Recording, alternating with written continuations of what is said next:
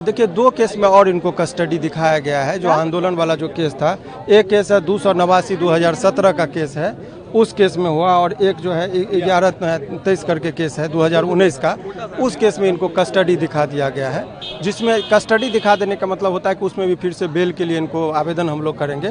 तो यही चीज़ है। साधारण शब्दों में जो लोग बातचीत के क्रम में जो सामान्य जनता है वो लोग जानते, कहता है ना कि 2 केस और सटा दिया, तो वही समझिए कि 2 केस और इनमें सट गया है, उनमें भी बेल लेना पड़ेगा। टोटल 4 केस होगा। लेकिन लगातार जिस तरीके के ये है अंदर, देखिए, बारी बारी जैसे ये चाहते तो केस को उसी दिन सारा डिटेल वो दे सकते थे।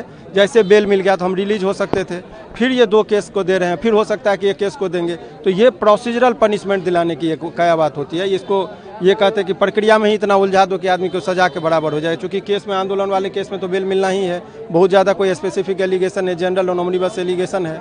तो यही सब चीज़ वजह से ये सब चीज़ कर रहे हैं। तो अभी 2-3 केस, जितना केस इनके ऊपर सटाता जाएगा उस केस में बेल लेना पड़ेगा, यही चीज़ है। आज क्या हुआ जज साहब के पास आज तो बस पेशी थी, पेशी में कस्टडी में दिखाया जाता है कि आज आपको इस केस में भी मैं आपको कस्टडी में लेता हूं। तो जो 287-17 है कोतवाली का, उसमें भी इनको कस्टडी ले लिया गया। तो वही चीज़ें होता है। आंदोलन के दौरान कभी धरना प्रदर्शन होता है तो केस होता है, तो उसी में केस में जो है सो इनको कस्टडी हुआ। कल हियरिंग कब